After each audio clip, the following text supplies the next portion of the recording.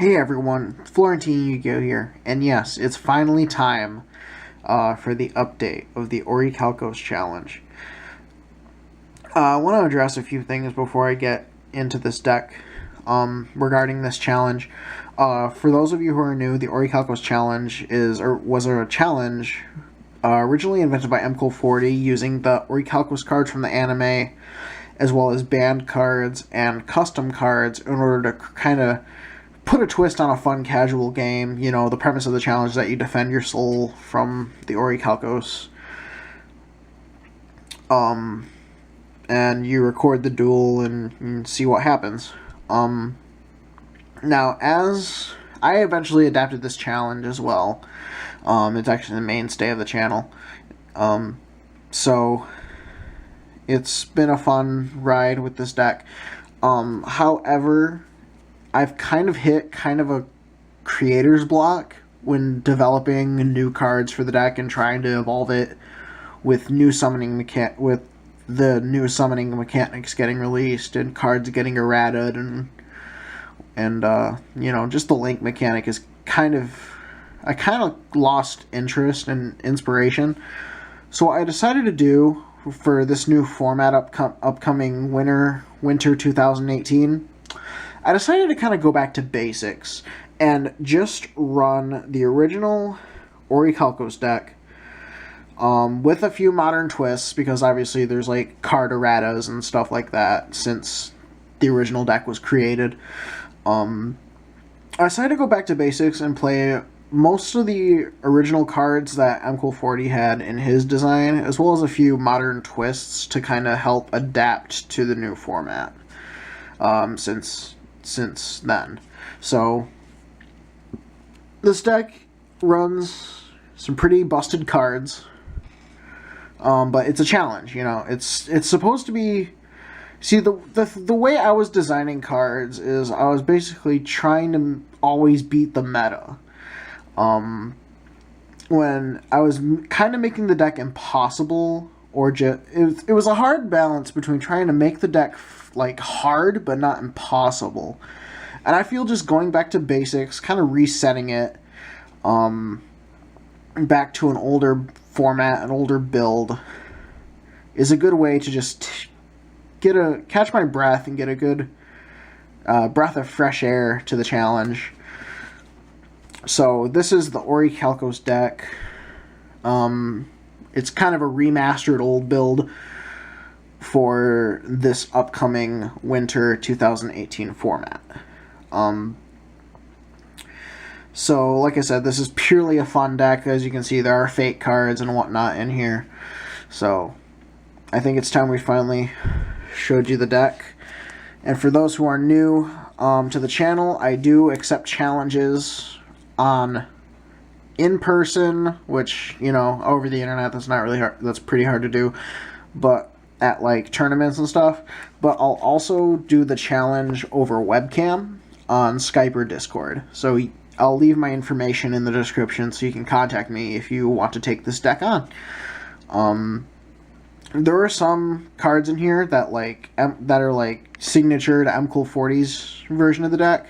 I do know what they do, but I'm not gonna like reveal all the secrets just because I want to kind of keep things a surprise when they get played in a duel. So I think it's time to finally check this deck out. So first up, the main monster is Orichalcos Gigas. This thing can be special summoned from your hand by paying 500 life points, and then while it's on the field, all battle damage and all effect damage you take gets negated. So it's really good in that regard. There are strategies involving the Seal of Orichalcos where you can just abuse this card, and then because you just take no damage at all, so you just hide it because you're hiding it in the back row with Seal. And then when this thing leaves the field or gets destroyed or removed from the field, you get the next boss monster. You get the first boss monster, which is Orichalcos Gigas. And this thing says all of the damage I absorbed becomes this new monster's attack. So he can potentially get really big, but if you destroy Kutora early, he can also be really small. And then when Shuneros comes out, his effect activates in order to summon Aristeros and Exia. Now, all of these, they can be summoned from the hand, deck, or graveyard. So then what Dexia does is whenever he battles, whenever he attacks or gets attacked, his attack becomes 300 higher than the attacker defense of the monster it's battling based on its position. And then Aristeros will intercept any attack that my opponent launches, and then its defense will get 300 higher than the attack of the attacking monster and it's only both of these. It's only during damage calculation only. So there's that. And then if Shuneros does not exist on the field, these two will self-destruct. But when Shuneros leaves the field, we get the second and most likely final boss monster. We have the Divine Serpent. The anime version of Divine Serpent has infinite attack and defense. So if I touch your life points at all with this, it's game automatically. However, it does have a huge winner-take-all playstyle and a big cost for playing it. Basically, when this thing comes out, I have to pitch my entire hand. That's already a huge cost. Then my life points become 0, which you may think is really weird because I would lose the game on summon. However, this thing has the effect where it's like a Platinum Angel while it's on the field, if you're at all familiar with Magic the Gathering. Where basically I can't lose the game. I'm immune to win conditions while this is on the field, basically, but my opponent can still lose the game. So that's really good. And another big cost she has is that in order to attack with her, I have to mill 10 cards. So this thing getting dropped late game, I'm probably not going to be able to do anything with it, honestly. She's also, I should mention, she is susceptible to card effects, so getting her off the field, not as hard as you would think. Next up we have Orichalcos Gigas. This guy is actually not as good as he used to be, I find. Whenever he's destroyed, not removed from the field, but destroyed by battle or effect, you can special summon him back by skipping your next draw phase, and then he gains 500 attack. He remembers how much attack he had each time he dies, so he just keeps getting bigger. But there's so many ways around this card now, it's not even funny. It's a good combo with Kutora to just keep ramming Gigas, though, and when you can pull that off. Alright. This is a challenge deck, so I am bypassing the ban list. We play Blackwing Gofu. I totally forgot this card existed at one point. And I'm like, I need a way to link summon without, like, wasting all my good cards. So I'm like, oh, Gofu. I was going through my ban cards, and I'm like, oh, why? This thing existed. So, yeah, we got Gofu. Just the standard one-card decode talker, basically. So, yeah, there's that. Gofu. Another thing not seen in the original deck is 3 Gamma and a Driver. This is because this deck does a lot of searching and special summoning from the deck. Ash Blossom is a humongous problem for this deck. It's actually a humongous problem in the actual game, but I'll set that aside for now. Anyway, so yeah, this is basically just anti-Ash because there are so many search and there's so many crucial search and summon from deck effects in this deck that you need to mitigate the possibility of getting ashed as much as possible. Next up we have kind of a secret boss monster. This is Scathe, the Terror of Death. Apparently this thing is from Dot Hack. Basically, if I get 3 monsters in my graveyard, I can banish them to summon this guy. And that's really all I can tell you.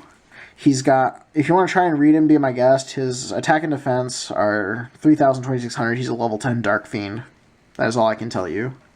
This was MCool40's trump card back in the day, when he used to play this challenge. Next up we have Dark Red Gadget, which searches for Dark Yellow Gadget, which searches for Dark Green Gadget.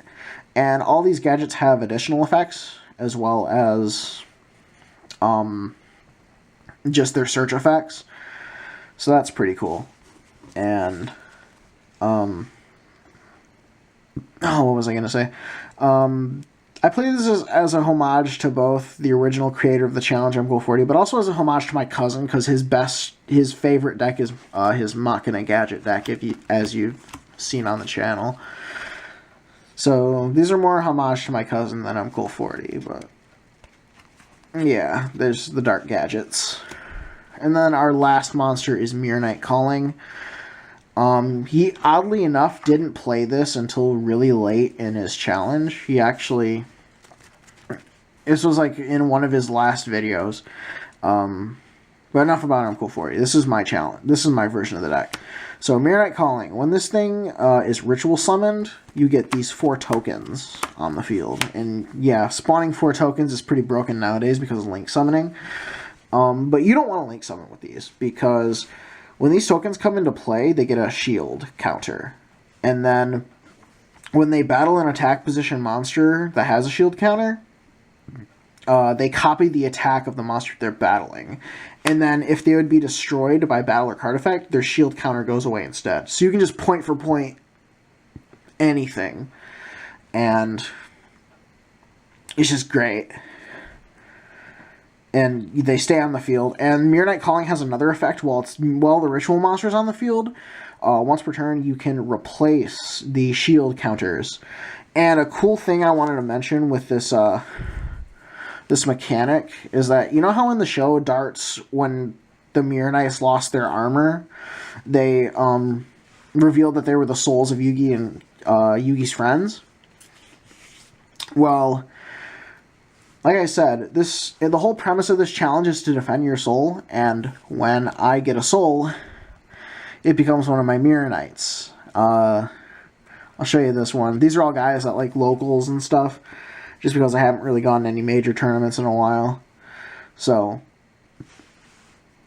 yeah, but this is what happens basically when you lose the challenge. I take your picture, it puts the seal around it, becomes one of my Mirror Knight tokens. I have a few of these on backlog. Actually, not very many. I'm not resetting the soul wall this season, only because I don't really have that many souls to start with from the last one. So that's the Mirror Knights. Really fun concept. Now for the spell cards. This card makes the world go round. The Seal of Orichalcos. This particular card is the whole reason of the challenge. It's my favorite card. It's my favorite season from the original series. So, anyway, this thing, it's basically invincible. And gives my monsters 500 attack. I get the back row of monsters. So I can basically have up to 10 monsters on the field. And this thing is also an Omni-Negate hand trap. I can basically, if it triggers, or if you do anything that can trigger some type of response, I can pitch this from my hand to negate and destroy whatever it is. And it's spell speed 4, so you can't respond to it unless you're playing this as well. So yeah, that's the Seal of Orichalcos in all its glory. Then we have Orichalcos Deuteros, which reinforces my life points every turn, gains the effects of the seal. They're all field spells. You just play one on top of the other until they stack up their effects. Then we have Orichalcos Tritos, which makes my Divine Serpent and Mirror Knights really broken, because, first of all, it gains the effects of these, and then it makes my monsters immune to my opponent's spells and traps, which is really good. Next up, we're playing 1 Terraforming. I feel like this is going to get limited to 1 soon anyway. It's already limited to 2, and I really couldn't find room for a second one, but you'll see why, because I said there's a lot of other search in this deck. So 1 Terraforming searches out 5 field spells. It's not bad. Then we got 2 of the special search cards. This is Chosen Destiny. I really like the concept of this card. You can be good or evil with it. It's 1,000 points to activate it. And then you can either search an Orichalcos card to your hand, or you can blow up any Orichalcos card on the field regardless of its effects. So you can blow up the seal to avoid losing a soul, or you could even blow up your own Qtora to trigger its effects. So you could be good or evil with this card, or just advance your game state by searching stuff. It's really nice. Then we have the Orichalcos Eye, which is essentially a continuous version of the Chosen Destiny. But this one also grabs Orichalcos cards from the graveyard. By once per turn paying 1,000, you can grab one from deck or graveyard. So that's Orichalcos Eye. And then we're playing some generic draw. Pot of Greed, Graceful Charity. Graceful Charity, Pot of Greed because it's awesome, and Graceful Charity because you actually, a lot of these guys, like the Arms and Shuneros and the Serpent, you kind of don't want them in your hand because they're useless until they get summoned through their own condition. And we've got Card of Demise. This is the anime version where I draw until I have 5 cards on my hand. Then in 5 of my standby phases, I have to send my entire hand to the grave. It's just great for refreshing your hand. Then we have arguably the most powerful card in the deck, Nibelung's Treasure. It's kind of a necessary evil. This lets me activate any spell card in my deck on my opponent's side of the field. Then, after that spell card resolves, Nibelung's Treasure finish resolving, and I draw 5 cards from my deck. It's the ability to Dark Hole my opponent and then get 5 fresh cards to basically be able to play the game. Because a lot of the monsters are dead draws, so Nibelung's Treasure kind of a necessary evil. And to combo with Nibelung's Treasure, we use Dark Hole. Just generic board wipe my opponent's stuff.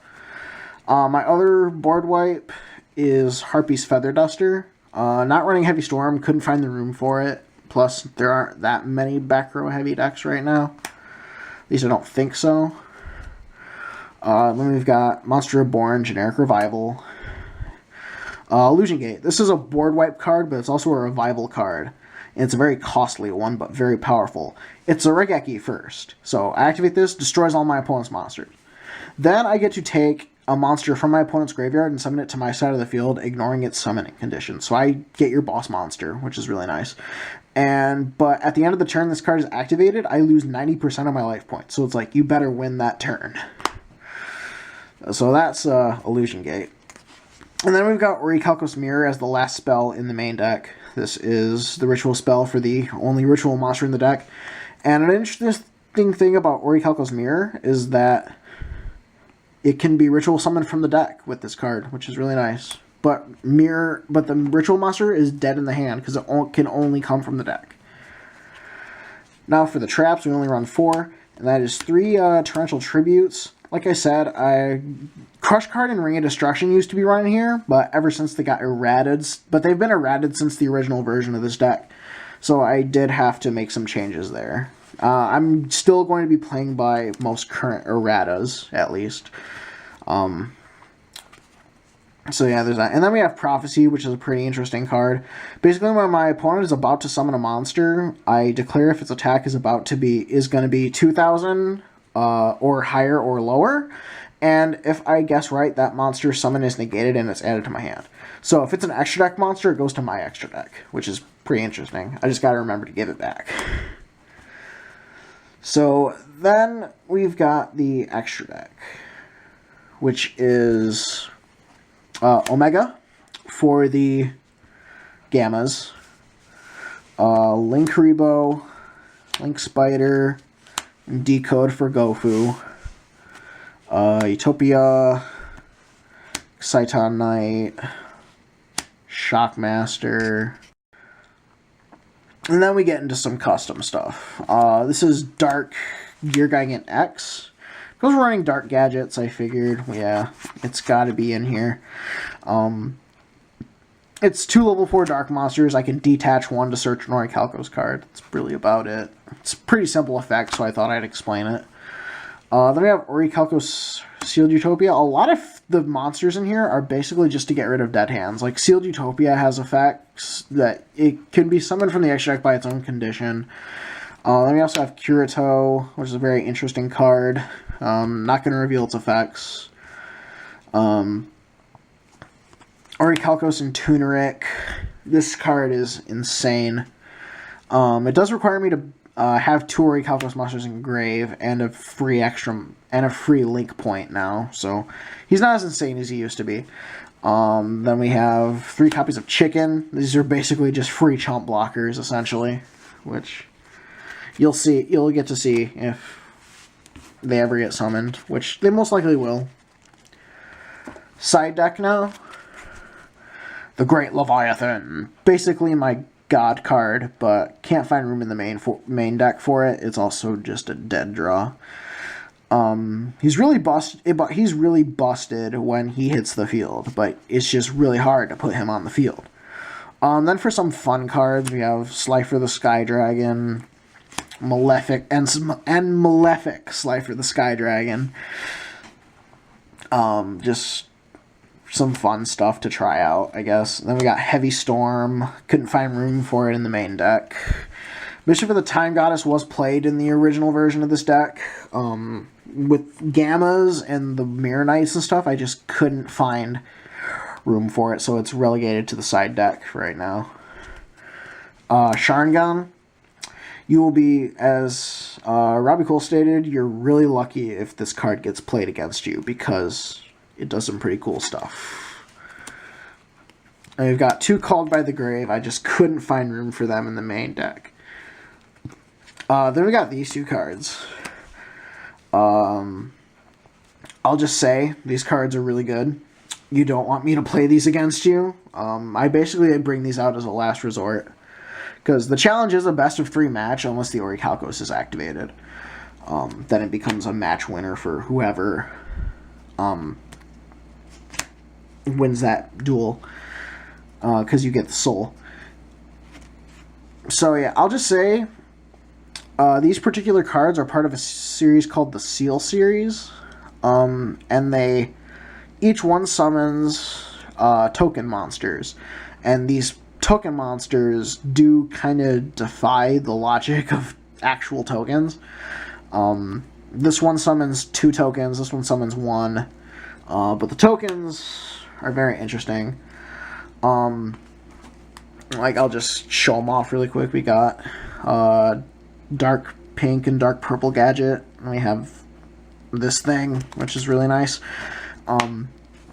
Yeah, and then we also have the Vega Shadow tokens for Gofu. So that is just about everything then. I hope you enjoyed this very long deck profile. Not proud of having to explain everything, just because it makes for a longer video. And I know you're all busy folks, so I'm not going to waste too much more of your time. But, yeah, if you're interested in taking this on, I'll leave my Discord and Skype information in the description. You can find me more actively on Discord, I'll just say that now. Skype's kind of fizzled out. And I just want to say thank you for watching. If you're subscribed, thank you for the support. And if you're new, I wouldn't mind if you subscribed either. There's plenty of new cool stuff. This is more of a casual-based channel. We do lots of cool new stuff that you normally wouldn't see elsewhere. And hit that like button, comment, tell me what you thought. And this will be Florentine Yu-Gi-Oh! And I'm out of here for the night. See y'all next time.